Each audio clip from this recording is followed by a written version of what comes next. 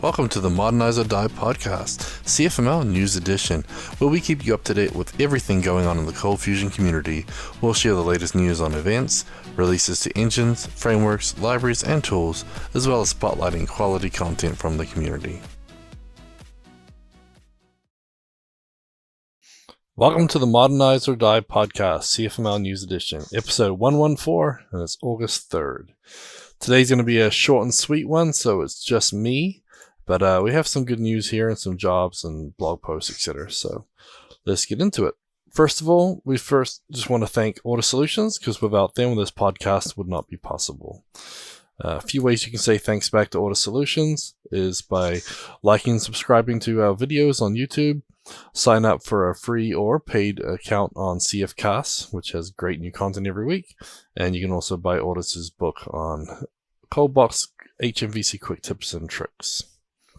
We also want to thank our Patreon supporters, because we have 39 awesome individuals that are providing 100% of the funding for this podcast, and we're 41% of the way to being fully supporting ForgeBox.io's website.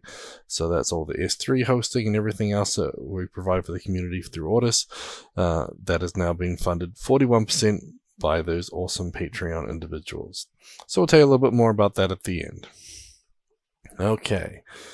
So, news and events. I think everyone's on summer vacation, so the news is pretty light, but I did want to remind you, in case you missed it, updates are available for Java 8, 11, and basically as of July 20th. So, these updates were released on the 20th to support long-term support for Oracle Java versions 8 and 11. 11 is currently supported by CF 2021 and CF 18.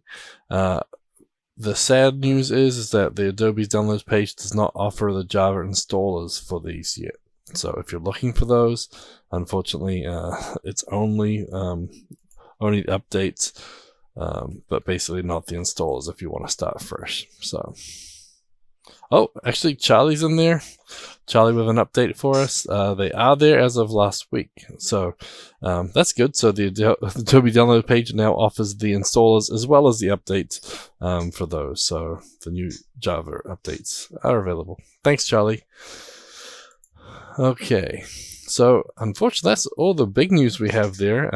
I was hoping to get a list of the speakers released for ITB. We did send out quite a few speaker invites based on the proposal for speakers, so we should have the numbers trickling in soon. I know that a lot of people are answering, and we're getting our ITB list ready, but we'll tell you a little bit more about that in a minute. So, let's move on to CFCast. So, this week we had a few releases on the CFCast website, more in the up and running with quick workshop series. So we've been retrieving entities. There's also the step 1 exercise and tour of the app. So those 3 videos were released, and you'll see more up and running with quick videos released later this week for CFCast. We have a few more series that are being recorded, and they should be coming out here soon as well. Okay, so moving along quickly today. So, under conferences and training, the big one is GitLab Commit, August 3rd and 4th, so check that out. GitLab's a really great suite of software. We use it for quite a few clients. It's a great open source project, and a lot of free accounts too if you want to sign up at gitlab.com. But their virtual conference is a 2-day conference, and if you go to GitLab Community GitLab Commit virtual2021.com, you can register. I'll put the link in the chat for those who are chatting along with me. But that's a pretty good one.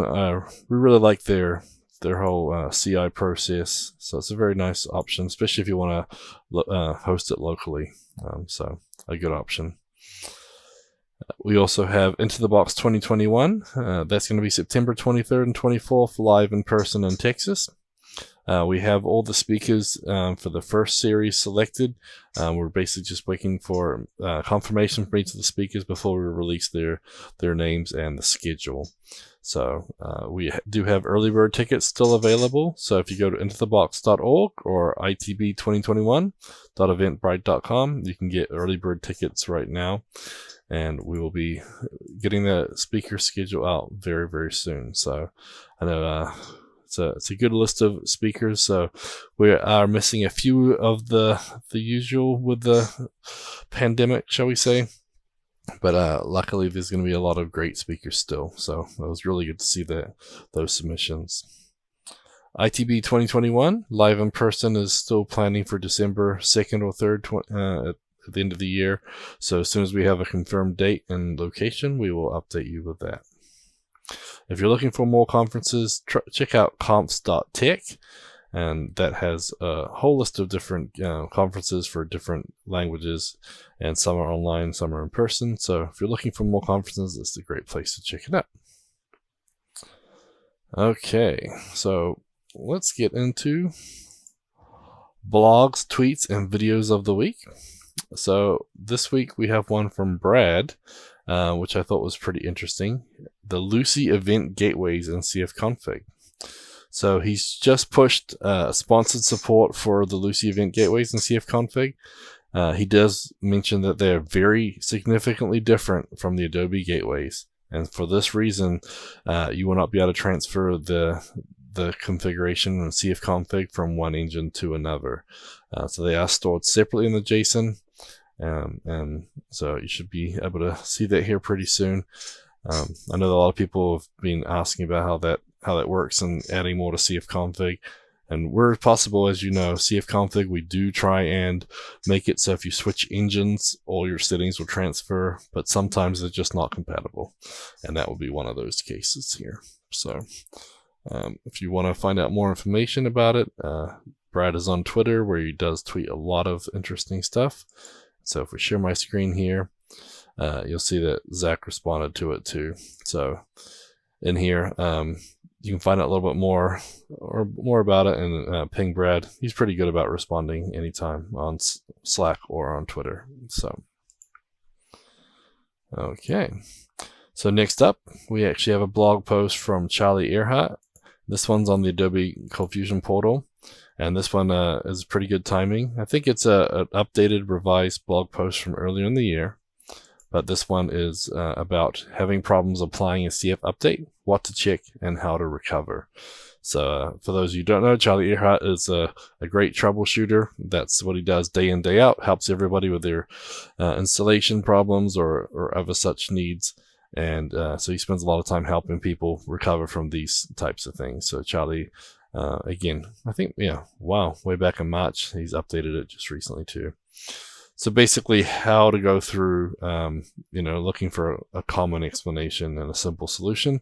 Sometimes you do just break your whole machine and you have to restart everything, but Charlie's got some good points here on, how to check if that is the case. So as usual, really detailed, lots of information. I highly recommend going through this. Nothing worse than updating your system and everything gets bricked. So, really good work through here. So I highly recommend this. If you're doing updates, I would read it first just in case, because the last thing you want to do is be in the middle of it and get stuck, because that's no fun, especially if you're rolling things out to a div or staging a production server where there's a lot of people relying on it. So yep. Yeah, and Charlie, as he put in the chat too, the focus is really how to deal with it. If you feel that CF update failed, how to understand it and easily recover. And I've definitely had that happen in the past. So some really good advice there. Okay, so next up we actually have one from Ben Adele, and he's been doing a lot of JavaScript things lately, but this one I thought was pretty interesting. So let's dive into a Ben Adele JavaScript post. So this one was inserting text at the last known selection or caret location in JavaScript. So I thought this one was pretty interesting. I know a lot of people wanted to, they mess around with adding emoticons, and that's what he's doing here, and emojis, etc. And so I've built these before. I've got a normal text area, but I want to upgrade it and do something a little different. So usually when someone clicks out of the text area, you lose the focus, and so you forget where your cursor was. And so a lot of times you just kind of shove it in the beginning or shove it at the end, and it doesn't really work that great. But what he found out was there's actually a lot of properties that still exist even after you click out. So if you if you look through his code here, you'll see that there's properties for selection end, and basically you can, slice stuff in, and he's got a little screenshot at the bottom here showing how if you type something in there and then click his little, emojis or whatnot, it puts it in the right place and continues. So again, a little simple thing that we've probably done 100 times. You may want to check that out as well. So, okay. And Ben does have some other ones too. If you guys are interested in React, he's got a couple there comparing with Angular and a few other things. So he's got some good blog posts, but that one I thought was especially relevant. I know I've done it before. So, okay. As I mentioned, short and sweet on the blogs as well today. Everyone's enjoying their vacation, and we're not seeing as much content out as usual. But let's jump into the Find a Job. So this week we have a few jobs available on getcfmiljobs.com. So if I bring that up for those watching,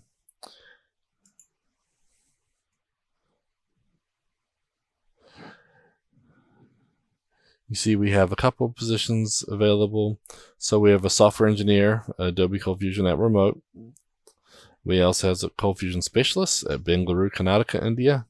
And then we have a Cold Fusion developer in Houston, Texas, and this is not for Audis.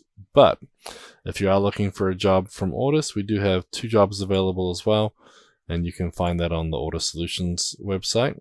And so we're looking for a senior Cold Fusion developer for our USA team, and we're looking for a web designer for our El Salvador team. So if you're interested in those, the job descriptions are available up online at audisolutions.com/about-us/careers. And so the big thing here is if you are looking for the US position, we do need US time zone availability, and you must have a citizen, work visa, or resident, etc. So you must be able to work there. So all of that information is available there. Lots of experience and preferences, and we're definitely looking for passionate people. So if you want to check those out, you can do so. Okay, so that's our job wrap up for the week. If anyone in chat's got anything else you want to share, let me know too. It's going to be a short one, I know. Okay, so let's jump to ForgeBox module of the week. So this week we're going to talk about browserless CFC. So this is one by Matthew Clemente. He's got a lot of cool API wrappers, and this is another one of those. So this is the CFML wrapper for the browserless API. So you get to control web browser automation. You can do screenshots, PDF generation, testing, and more. As usual, he does set them up and gets them ready for a side project, but they're not always comprehensive or complete. So, basically let him know if you want to add anything to it, or join the repo, put an issue in, or send a pull request. But it's kind of nice. This is very similar to what I've shown at a previous conferences on Integrated, which Eric built.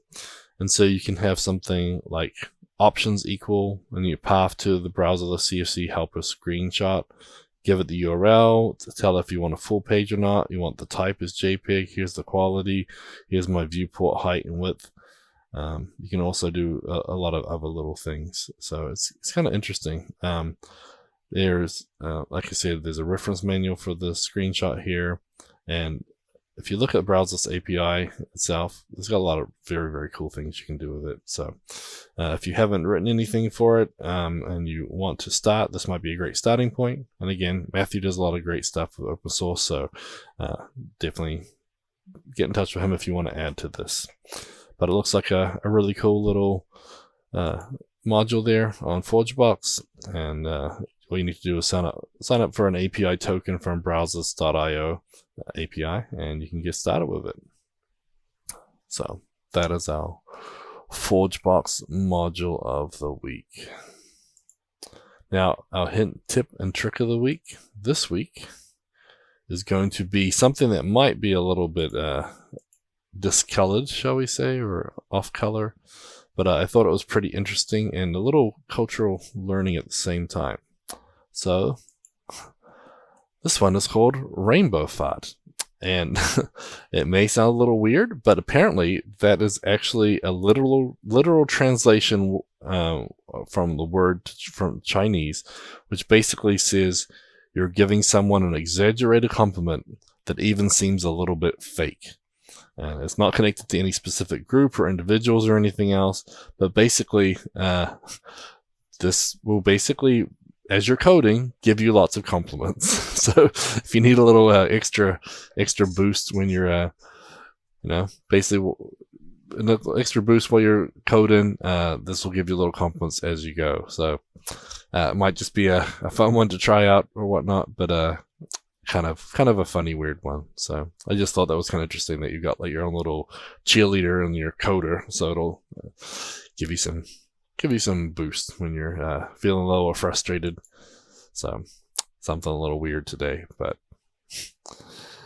anyways, okay. So we got a few people in the chat chit-chatting. So got David, Daniel, Scott, Charlie, Giancarlo. So got a pretty good group here. So anybody in the chat got anything they've been using new that I should talk about on the show? And as Dan said, everyone needs a little love sometimes, and if it's VS Code giving it to you, all the better, right? Okay. Well, next up, we get to our Patreon supporters, unless the chat gets lively here. But I want to go through and thank all our Patreon supporters again. These great people have made it so we're actually fully supporting this podcast just from our Patreon supporters now.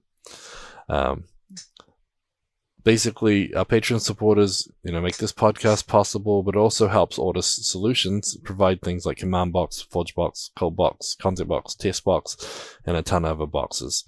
The next goal in our Patreon system is going to be actually looking at cloud infrastructure for ForgeBox and package management, our S3 providers, etc. Because basically every time you download something now from Audis or from ForgeBox, it comes off of our service there. So one big thing to know about the Patreon is that annual memberships are now available. So if you have a business that needs to, write off things or prefer to have it in one payment instead of monthly payments, you can actually pay for a whole year and save 10% on that package. Now, all bronze packages and up get a ForgeBox Pro and a CFCast subscription as a perk for their subscription. And all Patreon supporters have a profile badge on the community website, and they also have their own private forum access on the community website as well. Okay, let me just pull up my screen here for those watching. Just give you a quick look at the Patreon page. As we mentioned, there's different levels. So you got box supporter at $10 a month, bronze is $50 and up, and you can see all the different levels. But bronze is the one where you start to get some of those cool perks like that free ForgeBox Pro and the CFCast subscription as well. Okay. I also see Giancarlo say he played with GitHub Copilot. Freaky, but it have it currently disabled. Yeah, the Copilot one seems pretty interesting. I'm kind of wanting to play with that some more. I know all these AI options are pretty interesting for sure. Okay, well, so thank you to all our Patreon supporters, and I'll list them all off here by name. We'll get too many to be honest, but we'll keep going. So thank you, John Wilson, Don Bellamy, Eric Hoffman, David Ballinger, Dean Maunda, Gary Knight, Giancarlo Gomez, Jonathan Perrett, Mario Rodriguez, Jeffrey McGee, Yogesh Mithur, Joseph Lamery, Ben Nadal, Brett DeLine, Kyle Von Stanton, Charlie Earhart, Dan Card, Daniel Garcia, Dadia Lesnicki, Edgardo Cabezas, Jan Janek. We got Jason Diger, Jeff McLean, Jeremy Adams, Jonas Erickson, Jordan Clark, Kai Koenig, Laxma Terahadi, Leon Sermelis, Matthew Darby, Matthew Clementi, Mingo Hagen, Patrick Flynn, Ross Phillips, Scott Steinbeck, Sean Oden, Stephanie Monge, Stephen Klotz. Oh man, that's a long list. If you want to find out more or see that list in full, you can go to autosolutions.com/about-us/sponsors. I'll share my screen for those watching. You see some of our Hall of Fame for some of our biggest contributors over time, so it's really great to see them. And then you scroll down, you can see some of our other sponsors and all our awesome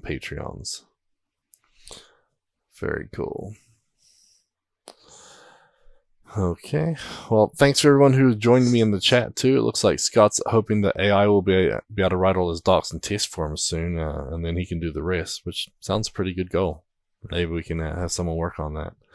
But again, short and sweet this week. The big news is that ITB stuff is getting really close. We're hoping to have all the speakers respond, get that out to you. So we should have a list of names very soon of those speakers. So very, very cool. I'm hoping that hoping we get to announce that soon and book my tickets. Hopefully you guys are too, and don't miss out on the early bird. So thanks for joining me. Sorry it's a super short one, but go write some blog posts. So I've got something to talk about next week, and I'll see you then. Have a good one, everybody. Bye.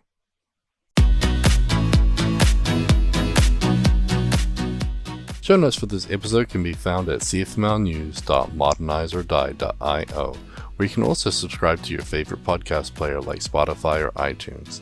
We also have the link to YouTube to find more videos just like this. The music used in this podcast is under a royalty-free license from Sound.com and Blue Tree Audio.